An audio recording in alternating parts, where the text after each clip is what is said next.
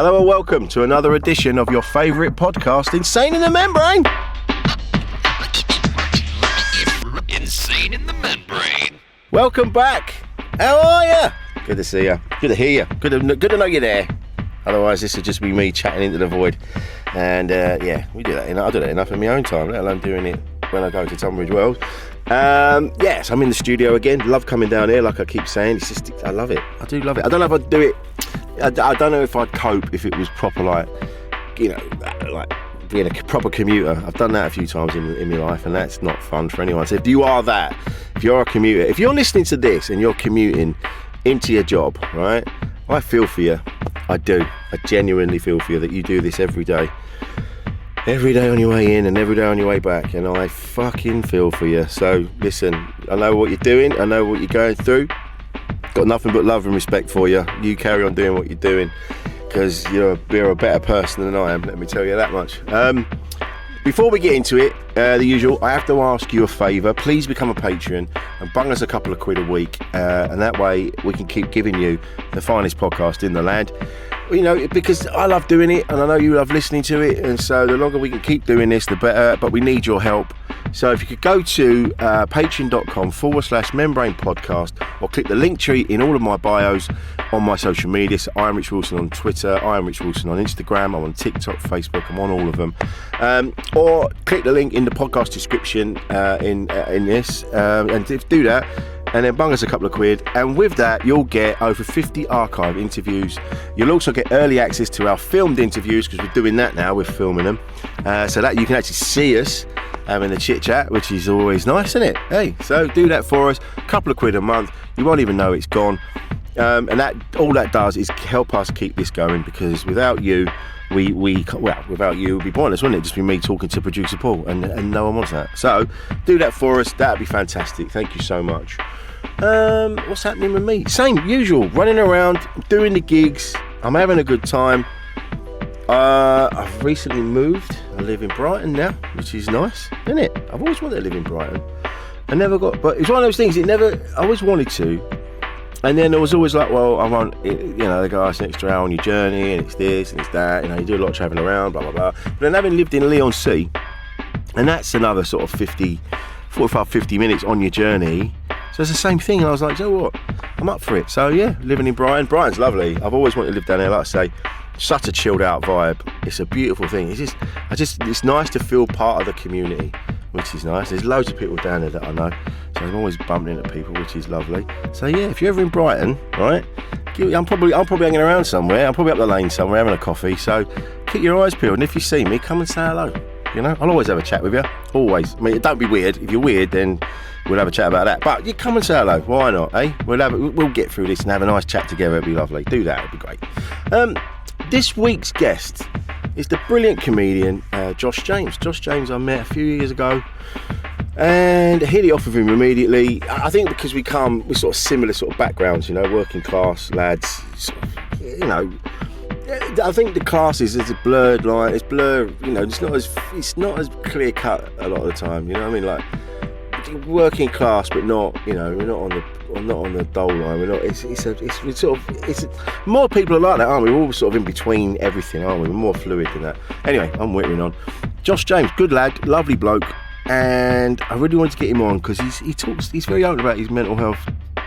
But it's interesting actually, because I wanted to talk to him because he's big on his football, and I wanted to talk to him about that, like being brought up in that way, in that sort of environment, and how would you broach the subject of mental health with your mates, in that kind of, it's quite a laddie environment. It was interesting to see how he reacted to this one, because you'll see, you'll have a listen, and it was interesting because you go, oh yeah, there's still a lot of work needs to be done in that environment, in that area, because the lads are still there's still a way to go. They still need some help, I think, opening up. We'll get there, we'll do it. That's why we keep doing this podcast. And Josh is brilliant. It was a great chat with him, and listen, I'm whittling on again. I'm like, always do this, always start chuntering on. Listen, let's not fuck about. Let's have it. Coming up in a minute, it's Josh James. A podcast from producer Paul.co.uk. Insane in the Membrane. Mate, how are we doing? Mate, how you doing? You alright? Yeah, we look like father and son today. Look at that shit going on. I'd be proud to Yeah. be your dad. Yeah. Look at that. That's where I'm at now. That's where I'm at in life. I'm old enough to be people's dads, like grown up adult human beings. Yeah, mate, me too. Well, maybe not too grown up, but certainly like 8 kids of a certain age. Teenagers. Yeah, Are you all right, mate? yeah, I'm good, mate. Yeah, I'm all right. Excellent. I'm loving your output, mate. I'm loving your online stuff. Do you know what, Rich? It's like it's not that enjoyable doing it, to be honest. Of course it's not. It's like a fucking job. Yeah. Obviously, I just want to do the stand up, but I know that it's all sort of intertwined now, and I want to maybe try and push on a bit. You know, just try and get people to the gigs. I've got to do it, but at the same time, it's hard doing. I find a lot of people with the biggest followings online, like they do the most obvious observations. Yeah, of course. You know, and as when you're doing stand up, obviously, it's a complete different thing because you want to try and be unique, nuanced, all these things, and that's just not what online is. No. So it's a I lot find of it difficult. I try not to be too much of a snob about it, and I'm going to probably upset a lot of people now, but I see a lot of it, and I'm like, fucking, this is what happens when basic bitches breed. There's too many of them, and this is all. It's like you go. I watch it. I'm like, I don't. Fuck. I see a lot of people doing, and I'm not knocking them. Good on them. They've got big followings. They're having a good time. Bless them. And I'm not patronising in any way, shape, or form. But I see some people, and they're doing like they show their outfit of the day and all this sort of thing. And I see some of them, and I'm like, but that's just from the high street. Like you're not doing anything. Like you're not finding stuff in vintage shops, or you're not finding stuff elsewhere, and you're mixing it with this, that, and the other. You go, that's straight out of H&M. I could have done that. And you go, yeah. They go, oh look, this is giving you some ideas for the summer. You're like, fuck off, just fuck off. Yeah, and that's why I'm in a constant battle between obviously trying to make that relatable, right? But trying to make it like unique enough that I'm like, no, actually, I'm quite proud of that, and maybe I could develop an idea around that or whatever. But I'm constantly sort of torn between the two. I mean, that's why I've got all these cameras. And that's why I do it on like a proper camera, because even from the point of view as I want it to look as if like, oh, that could maybe be on TV. You see what I mean? Yeah. As opposed to always just using your iPhone there. But online is what it is. It's a necessary evil, isn't it? And yeah. I'm trying to do it in the right way, but I don't fuck knows. You have to. That's the thing. Like I've had this conversation with loads of people. Oh, by the way, when I'm talking about what I was talking about just now, there are some people that are properly like they're finding that middle ground between the two worlds, where you're bringing everybody in, and there's Poppy Adams, she's brilliant, she's fantastic on Instagram, and then there's a few other people, and you're going like, oh yeah, you're finding the middle ground between it all, and you're bringing everyone together. I really like that. But a lot of it, I just despair. I'm like, fuck me, but.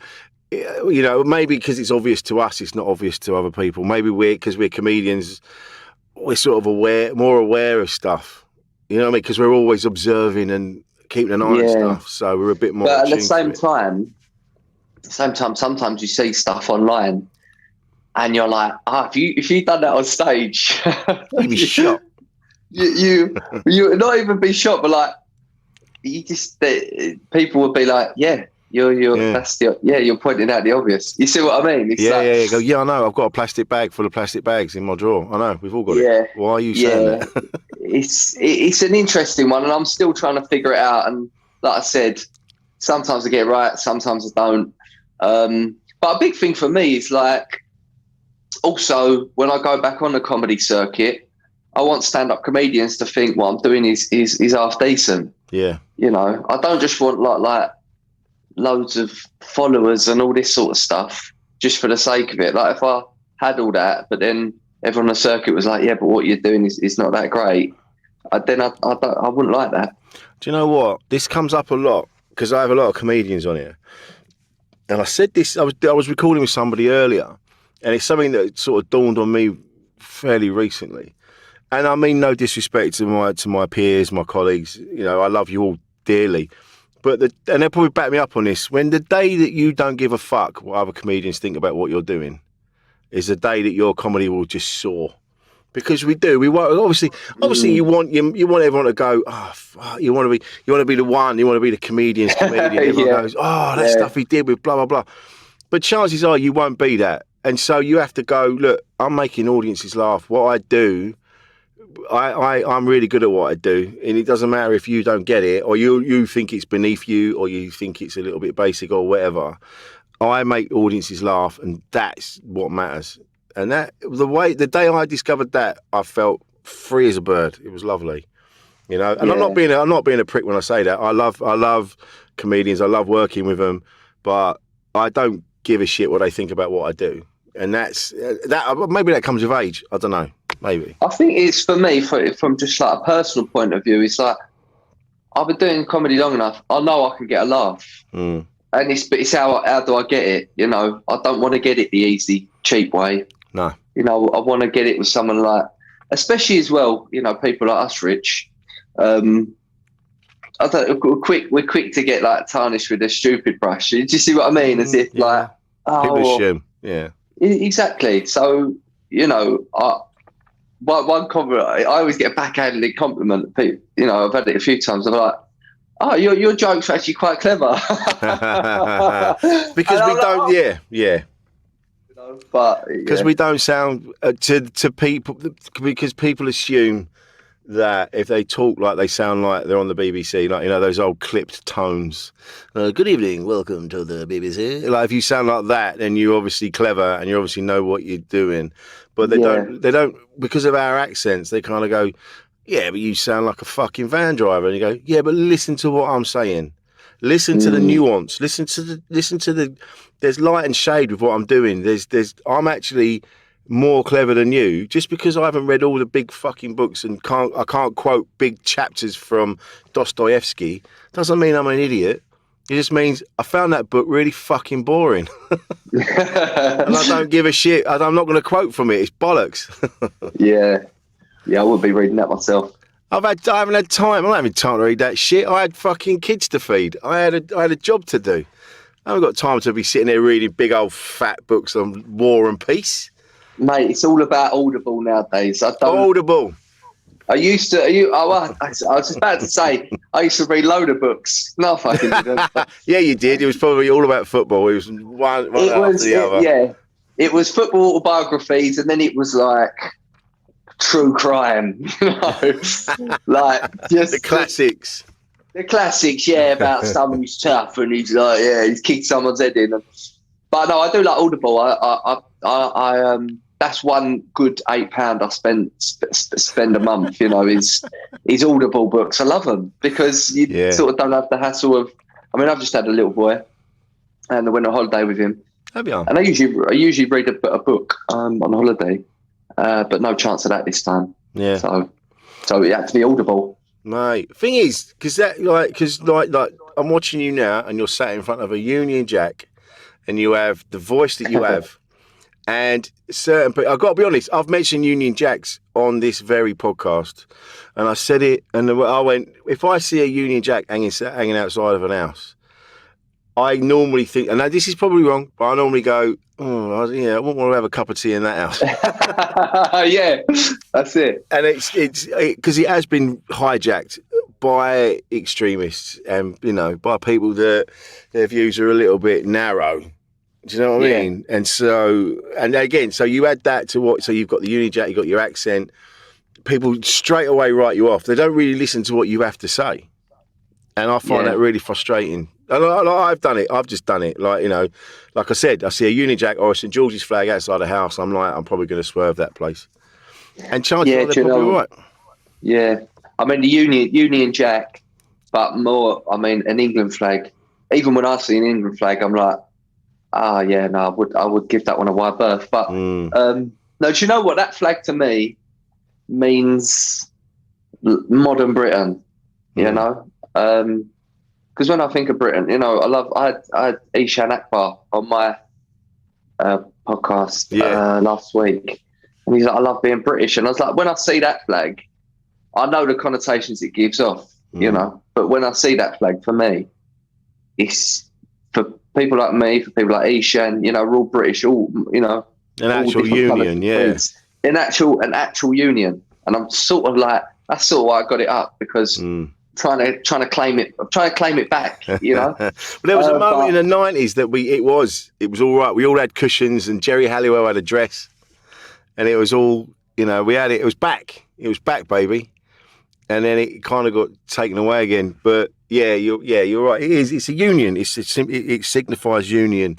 And for someone like Ishan to be saying that as well, it's like, oh yeah, I get it. Yeah. I need to be less sort of closed off to it. Do you know what I mean? But it's the St George's flag. That's the one. Yeah, the St George's flag's a no-go. Even if England are in the World Cup, I'm not putting that outside my house. That just says clan rally to me, and you're like, oh, okay. Yeah, it's just. Do you know what I think as well? I don't think it's the best looking flag. Union Jack's a gorgeous flag. Great flag. Pete Townsend had a blazer in the 60s of a Union Jack, fucking banging. David Bowie had a long old tailcoat, on the front cover of his album Earthling. Union Jack, it's the bollocks. It looked the fucking bollocks. Yeah. My dream's always been to get a Mini Cooper and have an old Mini Cooper, like Italian job, and have a Union Jack on the top, you know? I'd love that. Do you know what I like about you is that, because I see, having spent some time with you and we're having a chat and then seeing your output online, you're big on your football and things like that, but you're not shy about talking about your mental health issues and things you've dealt with going forward. And that's what needs to happen, is people like you that are in that. So I'm not really in that world, but you are. And it's people like you and other football stars, other sporting stars that are now starting to talk about mental health and they're the things that they faced. And I find that's so important in this day and age. Yeah, absolutely. I mean, I wouldn't say I've been always that forthcoming with that sort of thing. I mean, even now, I mean, I'm happy days now. You know, I'm definitely in a good place. You know, I don't drink no more, and I've made so many positive changes over the last sort of couple of years to my life. Well, I'm in such a good place today. But even now that I'm in that better place, I still get embarrassed talking about times when I've felt down and all this and that, you know. Yeah, of course you do. That's the thing. I'm the same, because people I grew up with. If you were to turn around and go, oh, I'm feeling a bit shit today, you get absolutely annihilated. They just, even if they were suffering with other things themselves, you just get fucking ruined. You get rinsed for opening up about it, you know. So I get it. So those old sort of feelings and things from those times they're still there, which is why it's really difficult. Which is why it's admirable that people are now doing it, you know, like fighting those own personal thoughts and feelings and going, no, I really need to talk about this, you know. Yeah, do you know what? If I was sort of pushed on it and asked, I'll talk about it a bit. But at the same time, you know, I don't think I'd ever want to be like a mental health advocate. No. If that makes sense, because like I almost don't want to be tarnished with that brush, which I know is a terrible thing to say, but I'm like, I just don't want to, you know, I don't want that to be, you know, he's the guy, he's had that. No, I want to be known as the happy guy. You know what I mean? Like when you're around me, it's happy, you're having a laugh. And a lot of my troubles, what I had was a lot because of, you know, decisions I made in my life. So I thought I was sort of to blame anyway. So I was like, I don't want no one's sympathy. You see what I mean? So yeah, I know what you mean. I totally get what you mean. There's mates that I know that they're out the other side now, that, you know, drinking and whatever else they were getting up to, and now they're out the other side and they're like, yeah, you know, I'm all for the mental health chat, but I can exactly tell you why I was the way I was. You know, like the gear I was doing, because there's mates of mine that couldn't go out unless they had a bit of gear on them, or, you know, every time it's like, and it wasn't just going out and having a drink, it was like total annihilation every time they went out. And then Now we speak to them now, and they're like, "No, I've changed my life. I don't get pissed. I don't do this. I'm having the best time." And it's really good to see that they're out the other side, because when they were before, they were just reliant on that. They needed to be. I don't know what they were trying to make up for. Or what it was, just a feeling that you get. Maybe it was just that. I think it's just a feeling that you get, that euphoria that you get from being pissed and on it or whatever. Because I was the same. I was like, oh, I fucking love getting on it. But the downside of it was so horrible. Do you know what I mean? It's a bit of a hamster wheel. You know, it's like you go out, you go down the pub, you smash it. You feel on top of the world. You're talking nonsense. You're telling everyone what you're going to do. I'm going to do this. I'm going to do that. Next day, you feel terrible. You feel terrible for the rest of the week. You build yourself up that Thursday again. You're like, but obviously during that week where you're feeling terrible, you're not actually achieving nothing. You're just getting through day by day. You know, you're just crawling through life, half the man that you should be, because you're a slave to this cycle of let's go to the pub and let's smash ourselves to bits, and it causes you all your misery. Yeah. But funnily enough, it's the only time where you can actually feel happy. You know, it's a real vicious, horrible cycle.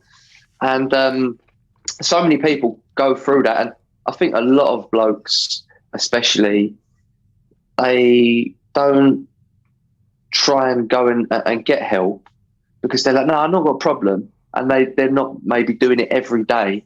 Yeah. So they think they've not got a problem. But for me, it's still a problem if you're a slave to it every week. Yeah. You know, you've got to do it, and you're working all week just to get to that Friday, Saturday night where you can just go and smash yourself to bits. Yeah. You know, that's not living, really.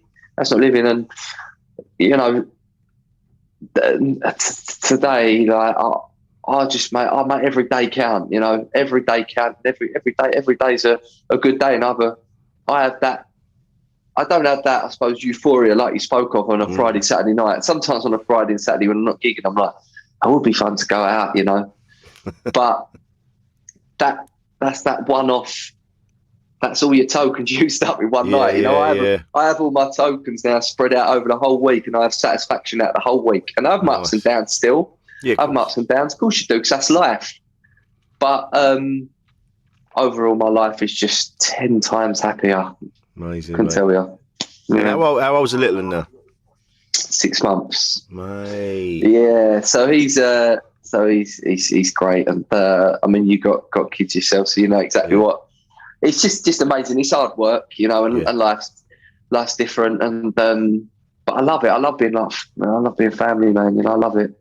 It's a beautiful thing. And tell you what, funnily enough, because I've just had a chat with the mother of my kids, Lisa.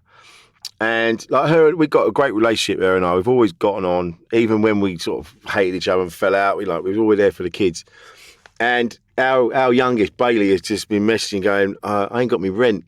I'm like, you little prick, you had the fucking money the other week. You're like, but I'm studying, Dad, and I went out. And I'm like, yeah, but you're supposed to go out all the time. And as I'm telling him, he just goes, yeah, but Dad, I'm just like you and I. And I went, oh, fuck. Yeah, you are. So I've just been speaking to his mum, and we were like, all right, look, we'll let's go ours on his rent, and then he's going to have to pay us back later on. But what my point is, even when they get up, they're grown-ups. They're never not going to be your kids. There's always going to be something. Like when I was growing up, I remember my mum and dad were like, you're 18 now, you're out on your own, you got to... And I just can't do it. So, yeah, you know, he messages me all the time. He's like, Dad, I need some money. I'm like, you're a fucking asshole. I've just given you some. The bank of mum and dad, that comes in hand in hand. It never goes away, mate. Never goes away. It does. Yeah. But I do, do you know what? I have to thank you, actually, because I've had a few chats with you at gigs, you know. I think when I was having a bit of a time of it, you know, and you know, you said some really helpful things to me. So cool, you was really helpful, mate. So I am very thankful. Oh, you're welcome, mate. Do you know, it's funny because I think, how old are you? I'm 31. Yeah, so I think I always felt when I've been around you, and I don't mean this in a patronising way. I think because my eldest is 30, so you know, I always felt like when you and I had a bit of a chat, there was always a little bit of me that was like, just like want to put my arm around you. Go, it's gonna be all right, mate. It's gonna be all right. I felt there was a little fatherly thing. Yeah. Because I could see, we're not going into it, but there was a moment, and it was like, oh, fuck, I just want to scoop him up and go, it's going to be all right. It's going to be all right. Don't you worry about it. It's going to be fine. Yeah, it's do you know what though? It's just at times you think, it's not going to be fine, But I think my like a lot of people talk about their 20s, best time in life, whatever. I would say 20s for me, like, the 30s is where it's at. I've started the 30s well, and it's going well, Do you know what? And it gets better the older you get. I've noticed this. Now I'm in my 50. I'm 50. My 40s were great. And now I'm at this position where I'm like, I don't really give a fuck about what people think of me. I don't want people to think I'm a prick, but I don't really care. If someone doesn't really like me, I go, well, look, I can't do anything about that. Look, I'm just doing the best I can do to be decent to everyone. If you don't like me, then there's obviously something going on, and I can't do nothing about that. Yeah. But it's a nice position to be. Like, no one's watching what you're doing. They're getting on with their own shit, and it's a nice place. In your 20s, you're too busy worrying about doing the right thing, saying the right thing, wearing the right thing. Do you know what I mean? And it's nice as you get older. It's a nice place. It's a shame that it's the wrong way round. Like when you get older and you sort it all out and you go, oh, fuck it, I've got it. And you go, yeah, but look at me, I'm an old sack of shit now. Yeah, do you know what? That's one thing I think that age gives you in it. Just like, well, especially when I'm coming to my 30s, like more security about. I'm just so much more secure about who I am, And I do still try and dress as best as I possibly can, though, every day, And I probably still care too much about what I look like, which is not a good trait for a comedian, But I still worry about my clothes far too much. But you know what? The difference is I worry about what I'm wearing, but I'm like, I like what I'm wearing. So if no one else likes it, then that's on them. But there is an element of still, I couldn't go out looking like a scruff bag. I've still got to be. Yeah. You know what I mean? And I don't, because I see some people, I'm like, you just look like you've fallen out of bed. What the fuck? Iron your shirt, mate. Or they go, I've had this shirt on for a week. I'm like, well, you fucking shouldn't have done. Like, and there was one the other week you went, oh yeah, well, no, if it gets dirty, I just turn my pants around or I turn them inside out. I'm like, what are you saying? Yeah, what are you doing? Put some clean pants on, mate, at least. I just could never have that. I'm going up to the Fringe the first weekend of August, and I'm going up there with my mate. He's never been. Yeah. And he's not in comedy or nothing like that. And he was like, I think that when we go up there, I'm going to dress a bit edgy. And I'm like, mate, to be honest, I was like, there's not really a lot of people like us on the comedy circuit in comedy. I was like, so if you just dress normally, like, he's from Romford. Like, I was like, if you just dress normally, I was like, you will be the edgy one. Oh, mate, you'll be the ultimate edgelord. You turn up what you normally wear. Yeah, exactly. I was like, you just dress normally and then you'll be edgy. So yeah. I find it, maybe he wants to express himself and he feels like that would be like a safer environment for him to kind of, dig a bit deeper into who he really is, and he wants to. I don't know what he wants to wear. I don't know, angel's wings and sequins and that maybe. Yeah, maybe. Yeah, because you would like around here. You would just, I don't think that would. Well, it would fly.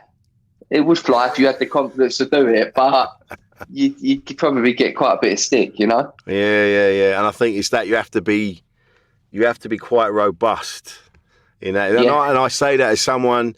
I remember years ago where I grew up, and I know there was a band called Bros, and I had a Stars and Stripes shirt and vintage Levi's and these DMs with like those metal bits on and all that. And when I first put that on and went out, I was fucking terrified that I was going to get bullied. One or two people said a few things, but most of the people didn't bat an eyelid, and I was fine. But I can't imagine if you're really exuberant in an environment that's not that progressive. That takes some fucking balls. Yeah, there was a kid. I do this thing on YouTube now and again, I host a show called Chatting Brit, where we basically go to different towns around the country and like ask the average Joe, people on the street, you know, speak to them. And I do the ones in Essex, basically. And I was speaking to this kid. He was like 18, and he was in Harlow, and he was dressed so cool, like nothing I'd ever seen before. And I said to him, I was like, mate, like you must be brave, like wearing all that sort of stuff around here. He's like, yeah, but I don't care. He was going up to this art college in London. He's going up in September, and I was just like, I had so much respect for him. I was just like, mate, you're going to go far. I was like, because if you're that bulletproof, especially, you know, an area like Harlow, I was like, I think you've got the right mentality where you could achieve so much at such a young age as well. Oh, there's been people that I've known down the ages that were so ahead of their time that just went, well, no, I'm going to do this, and because I was too busy worrying about fitting in. Whereas these people are like, why would I want to fit in? That's bollocks. I'm going to do what I want to do. And it's only now I look back and I'm like, oh, you had the right idea. I could have had such a different life if I hadn't worried about having the right trainers the same as everyone else and all that shit. Do you know what I mean? I just saw the world in a different way, and so admirable. Yeah. You know? Sometimes it has helped me out in the past if I've had my mates say like, mate, you've got to get changed. You know, they're like, no, mate, that like, as in, it's one thing going out there and edgy, but then it's another thing just wearing a bad polo, you know? Oh, yeah. If you wear something that's just shit, your shoes are shit. Yeah, just shit. They're not even out there. They're just, mate, that's a terrible decision that you've made. Sometimes you need to be told, but yeah, it's a bit of both, isn't there? There's a fine line. Yeah, it's good to have your mates backing you up going, mate, nah, that's not happening. Yeah. But how are you finding it being a dad for the first time? All good? Yeah, that's good. I love it. It's the best thing. You know, I mean, doing a comedy's great, but having him was like, do you know what? The best thing I could ever be. You know, sometimes as a comedian, you're like, I'd like to do this and one day do the O2 and do all these big things. And I think to myself, do you know what? I'm not as fussed about them things now, because the best thing that I can be is a dad. You know, that is the number one thing in my life, and everything else is secondary to that, really. I mean, I still work hard, and yeah, of course, probably work a lot harder than I should, because now I don't drink. I think I want to make up for lost time, and I almost channel all that sort of, I don't know what you would call it, but that sort of obsessiveness. I sort of channel it into the comedy now. Yeah. But yeah, the number one thing in my life is being a dad, 100%. It's mad, isn't it? It's because when I became a dad, it was the feelings that I got were I'd never felt love like it before. Like I thought when I first held my son Keanu, I thought my chest was going to explode. I just had him in my arms. I can still feel it now. I'd never felt a love like it. It was incredible. Just this little, and then I'm like, I can't believe I made this. Made it with my penis. Yeah. How mad is that? With that pathetic little excuse for speak for yourself, mate. Speak for yourself. Yeah, no, mate, I am talking about me. I'm talking about me. I'm not seeing yours, but I imagine it's a lot bigger than mine. I don't know. It's all bag now. I'm in my 50s. yeah, but it used to be good. It's like a vintage car. You know, it's like, listen, it's not getting up to 100 miles per hour now. Nah, but it's good to look at. It's good to look at. It's good to look at, and you can appreciate it's done the miles. You know what I mean? Yeah. It's a well thumbed bit of kit. It looks like a dead Smurf, to be honest. Yeah. You see, mine's a bit like a Mercedes, that sort of like a little small Mercedes that sort of it used to be a bit sought after. But now it's like, no, it's not quite a bit dated. It's not quite a classic yet. It hasn't gone out the other side where people go, it's not quite a classic yet. It needs a bit of a clean. Yeah. Mate, and with the missus, all good? She good? Yeah, she's great, mate. Yeah, she's great. She's great. How's she find being a mum? Yeah, good. And yeah, she's very natural at it. And it's just great. It's great being a family, really. Yeah. No, it's lovely, mate. It's because we haven't spoken for a while, so it's really nice to hear that you're in a better place. In ages. Yeah, well, since we did that, I can't remember what it was. We were in Bermondsey for something, and we were walking back. Was it? Yeah, I think I must have seen you since then, but it was either Bermondsey or I hosted that gig at Braintree, and you were closing. Oh yeah, we're doing. I'm doing your pie and mash gig. Yeah, and you're doing my pie and mash gig. I can't wait, mate. I've never gigged in a pie and mash shop before. Well, it's a bit of a different gig. It's a bit like it's not your average gig. Everyone has been really brilliant because people they're really up for it, and I sort of book it in a way that it's sort of people, and I will open it up because there's only so many people. Almost, you've got to fit the pie and mash culture, if that makes sense. Yeah. In some sort of way, but I'm starting to sort of open it up.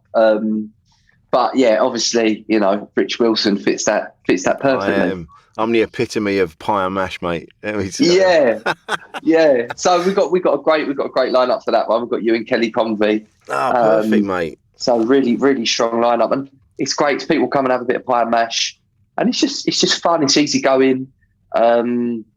It's not. It doesn't feel like your average gig. I think people were there to enjoy it. Yeah. Oh, mate, I'm looking forward to it very much. So, really looking forward to it.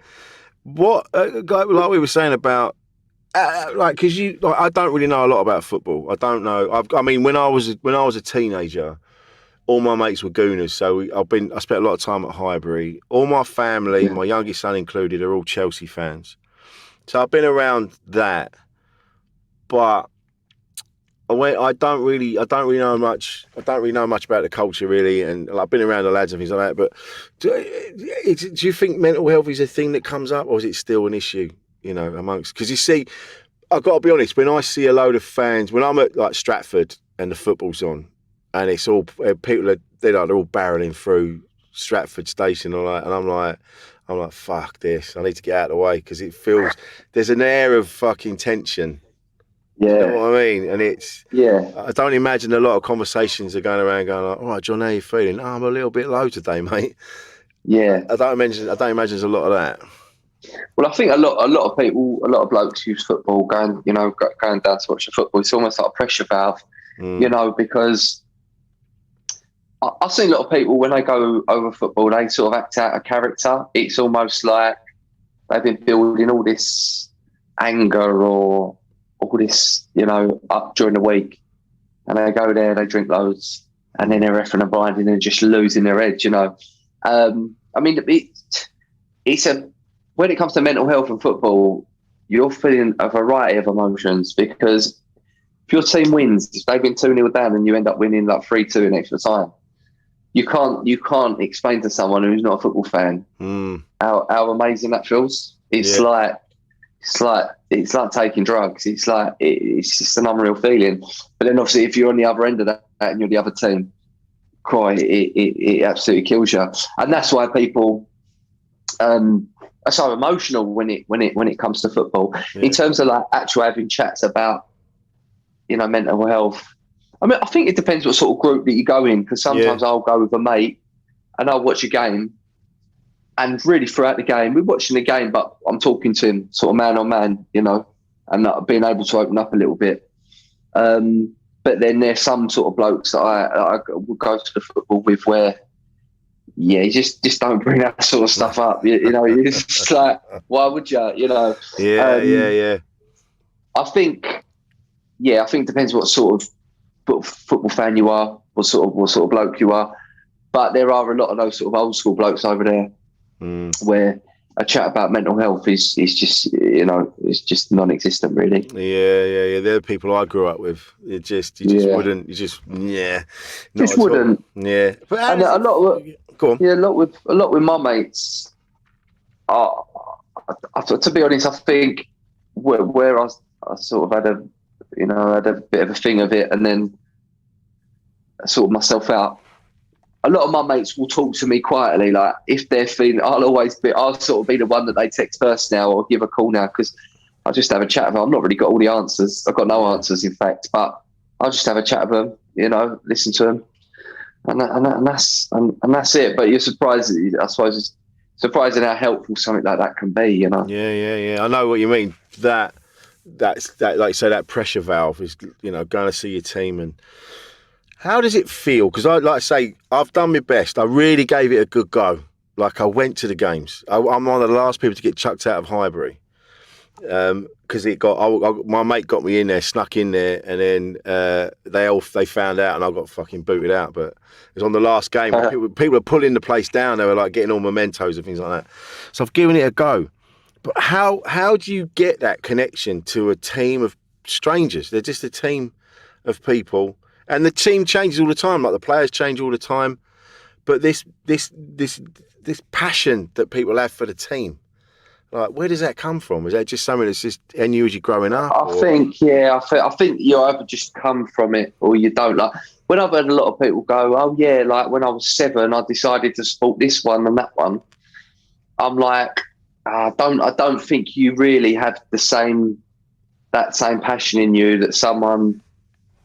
I mean, a lot of my mates are West Ham fans, and it's literally the first thing they buy their kids, West Ham kit, all their family are West Ham, and it's literally like, it's almost like a religion. It's like a way of life. Yeah, right. I mean, for me, I'm not as passionate as what I used to be from it. One, because for me, growing up, it was always football was my outlet, and that was my go-to thing. It's the way I've expressed myself, sort of thing. But then I found stand-up comedy, and it's almost like stand-up comedy is my football team now. Right, that's the way I sort of see it.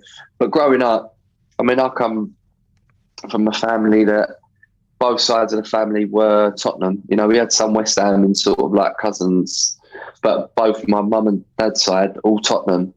So it was all anyone spoke about. I mean, my granddads, they would work, but that was I can't really remember a lot of topics being discussed other than the football.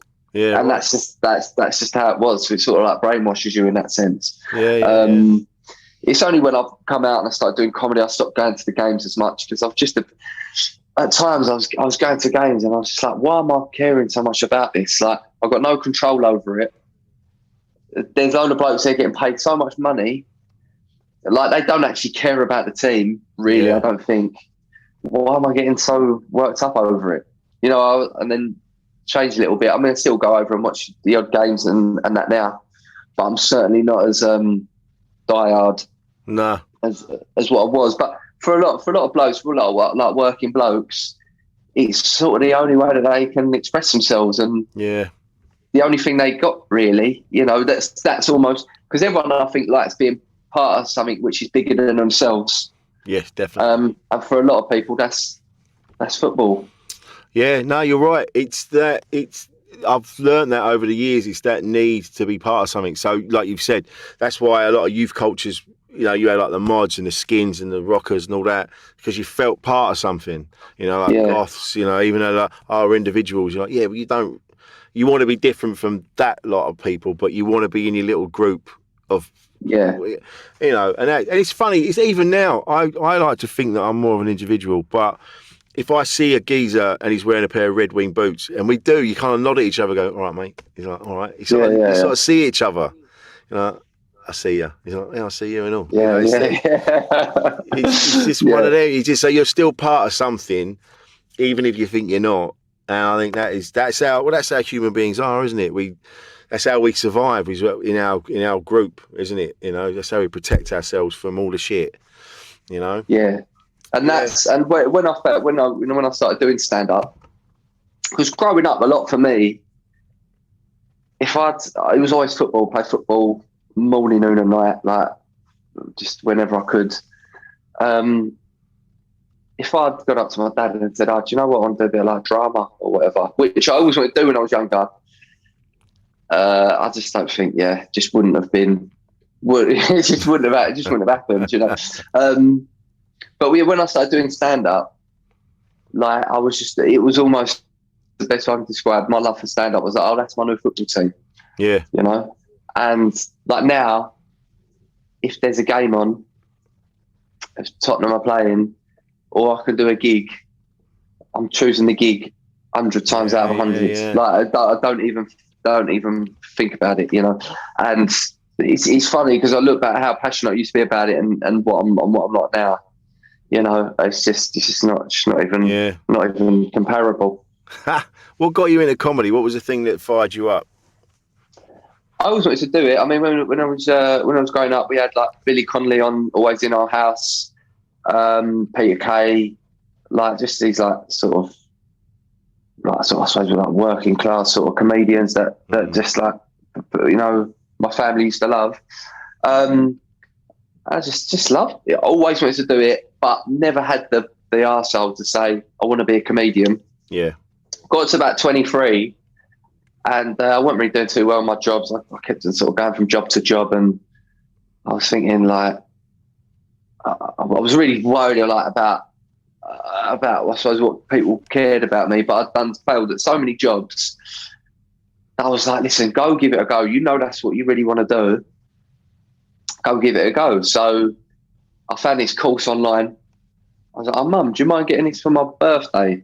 It's like an 8-week course to learn to do stand-up, and I went and done it, and then went from there, really. And that was like, brilliant. That was like eight years ago. And I just love it, you know. And I think we all, well, a bit earlier on, maybe in the first 5 years, I was always worried about what's this person doing, what's that person doing. Yeah. I can honestly say now I'm at a point in like my stand-up where I really just care about the craft. I care about like, how good am I? Don't worry about him. You know, how good, you know, because really, I don't want to be like anyone. I don't really want to be like anyone else, you know. There's only one me, and like I just want to be as good as I can be, and I'm not like competing against anyone else. And I just love the process of, one of my favourite things about stand-up is the writing. If I'm writing something, I'm like, oh yeah, that's good. That's good. And that's when I enjoy it. Yeah. Probably the most. And then obviously then you get to work on doing it on stage and then trying it out a few times. And then by the time it's absolutely on the money, you're, as a comedian, you're not really enjoying it anymore because you've done all the bits that, you know, like you've played about with it 100 times, you know? Yes. I've said that to people. I've said it to bands. I've got mates that are in bands and they were going, oh, fuck it, I'm not playing that tonight. I'm not playing this, that and the other. And you're like, but this is the first time they've heard it. Like, you might have been doing it for 5 years, but it's the first time those people have heard that song. So you got to do it. Yeah. You got to do the one that works, mate. And it's hard, of course it is, because you want to do the new stuff. But there is I do feel there is a bit of a snobbery, even though they're doing, you know, there's bursaries and there's things like that. There is still a snobbery, I feel, towards people that sound like us. You know, men and women, everybody, anyone that's sort of working class is still there's a feeling of, you know, it's like, oh yeah, but it's not going to be that. It's not going to be very clever, like we said earlier. You know? Yeah, and I find that frustrating. Yeah, I mean, it's interesting. I mean, I think I always think like there's if you've got like an accent, if you've got a thick accent, whatever, the jokes always sound funnier. Yeah. Do you see what I mean? I think that's one thing, but. Yeah, I mean, if you go to the Edinburgh Fringe, I only go like for a week or so at a time. I don't know if it's more like there, but I find if you're doing the clubs, I find if you're more like us, then I don't know. I just feel like you can hit it harder. You know, that's my personal opinion, but I'm not. You know, people are going to say it a different way. Do you know what? It's interesting because this year, because I've done. Last few years I've been up in Edinburgh. I've been in a venue and I'm like in the afternoon, so I'm like at 4 o'clock in the afternoon. And I always gave it my all, but I was always like, it doesn't feel right. It doesn't feel like I should be here. And then now I'm doing my show this year is at 9:20, and it's like so, and it's down on this venue on Cowgate in Edinburgh. So I know it's going to be rowdy. I know it's going to be. I'll do what I do, but. So I'm like, yeah, that's where I feel more comfortable because that's where I grew up. That's where I came through in the clubs, not knowing what's going to happen. At any point, someone could get involved, shouting out, doing whatever, and then I deal with it. And I'm like, yeah, that's my strengths. I've been trying to fit myself into this, what I thought Edinburgh wanted, which was this like thoughtful, more of a play rather than a stand-up show. And I'm like, no, I need someone to call me a cunt. Yeah. And I do a lot of hosting now, taking a lot of inspiration from you, because you're probably the best at it. You're probably the best at it, I would say. You're the best I've seen anyway. Mate, appreciate that. But I am, by the way, You are. But I love hosting, because I just love that. I love that sort of, you don't know what's going to happen. You know, obviously, I grew up around all sorts of people that, like, you better be on your toes, because they're gonna take the piss out of you. They're gonna, you know, you've got to have a few rebuttals ready. You know, it wasn't. You've always got to be sort of on your game. Absolutely, I think that's goes back to what you said about us. We can hit it harder because we've had it. We're growing up. We've had to be that way. So we didn't really start from our first gigs. We started way before. We started in school. We started in the pub. When, you know, you're telling a story and in your head you're like, I've got to make this story fucking funny. I'm going to get ripped to shreds. So you don't realise inadvertently you're practicing and honing your craft. And then that's why a lot of us, when we come out and we start gigging, all of a sudden, it doesn't take us long to get a bit further along, because we're like, I've been practicing for this since I was born, because I didn't want to get fucking verbally killed. Verbally killed. There's two things I'd say on that, you know. Like, I would say I've got a lot of my sense of humour from growing up, because, you know, I say I very much come from a working class family, but you know, the upbringing, and I'll talk about this in my stand up, but the upbringing I had, you know, my dad had his own business, you know, so like the upbringing I had at times was a bit more middle class, you know. And so the school I went to, where I'm surrounded by other people that like didn't necessarily have the things that we had, almost that made me more of a target, you know, because it was like, it made me more of a target. So I always had to be, because almost the world I grew up in was not like a middle class world, I would say, but it had. But like I said, we maybe had a bit more. It made me more of a target. You see what I mean? So, I totally get it, because my dad, I've said this before, my dad was a civil servant. He used to work at Whitehall. Like his boss was Gordon Brown. So that's a middle class profession. So we were kind of in that weird gap between working class, sort of upper working and lower middle. And so we didn't want for anything. We always had staff, but it's a weird place to be, because you're sort of nothing. I see. I've always felt like I don't really. I mean, social classes are so all over the place, but I've never felt really comfortable calling myself either one. Either working class or middle class. You know? And obviously, the way I speak, I often get put into that working class bracket, but I never go, that's me. I sort of always have to say, well, actually, it's a bit, you know, especially the part of Essex I'm from, it's full of people that are sort of working class people that have done a bit better for themselves, earn a bit of money or whatever. It's a bit unique in that sense. It's a bit fucking all over the place. I totally get it, but that just underlines the fact that people are more fluid than they're given credit. This need to be shoved into boxes and go, you're that, you're that, you're that. You go, yeah, I'm that sometimes, but then a lot of the time I'm this, and then sometimes I'm that, and I'm all over the place. And I think that's where a lot of the mental health issues come from, is where we feel we should fit into one or the other, because people are telling us, like, you should be that. And you go, all right, then I'll be that. But then in the back of your head, you're like, but I'm not really that. I'm more that over there. Yeah. You're like, yeah, but that's not. Do you know what I mean? I think that's where a lot of it comes from. Yeah, it's funny. Well, I don't know what our obsession is about, of like just pigeonholing people. That's you. You know, it's so much more. I mean, I've told this story before in another podcast, but I remember talking to a geezer that I used to work with, and his dad was an MP.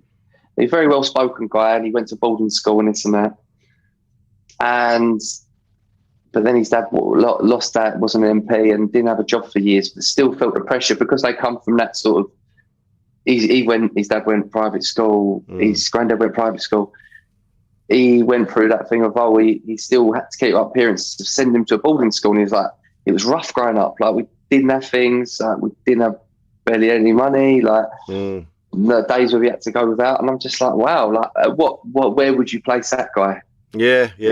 So, so it's a weird one, isn't it? We've got a bit of an obsession with class in this country, I think. And, it's a lot more layered, I think, than I think so. Yeah, I think that's why we have to have these conversations so we can suss each other out a bit more and go, oh yeah, that makes more sense. And the more conversations I have, the more better understanding I have, which is why you don't necessarily have to sit and talk about mental health, but you can just sit and talk to each other about things, you know. I mean, that's why I love doing this. I've learned so much about myself and about human beings, you know, and I've got to meet some quality people, such as yourself, Josh. Yeah. Well, there you go. Likewise, mate. It's been lovely, mate. This has been a really nice chat. So where can we find you on like social media and all that? So Facebook, it's Josh Jamesy, and then on Instagram it's Josh Jamesy. And it breaks my heart to say, but I'm now on TikTok. Mate, I'm on there, but I've yet to do anything decent. And on TikTok, it's Josh Jamesy. And I think every time I upload a TikTok video, I lose one little fraction of credibility on the stand-up circuit. But I'm on there because, listen, I'm desperate. You know, what can I say? Mate, like we said, it used to be you could just do stand-up and then that'd be it. But now, because of the way things are, you want to build your own audience. Social media is so important. Yeah. And I used to knock it. On here, I'd go, fucking social media. But really, you got to be on it. You have to be on it. That's how people find you now. They're not watching TV. They're looking at you on the TikTok and things like that. So, mate, from what I've seen, you're absolutely smashing it. I love it. I love the boxing promoter. I love it. Thanks, mate. Eddie, yeah. And then I'm on YouTube as well at Josh James Comedy. And then I've got a podcast as well that I should probably mention. The producer will have a go at me, which is called That Josh James Show. Yep. So nice and original. You see, it works, mate. If it ain't broke, don't fix it, mate. But Josh, I knew this would be lovely, and I want to wish you all the best with your young family. I'm sure you're going to be the best dad in the world, and I want to thank you for coming on, mate. It's been a fucking joy. Thanks, Rich. Really appreciate it, mate, and good to see you as always.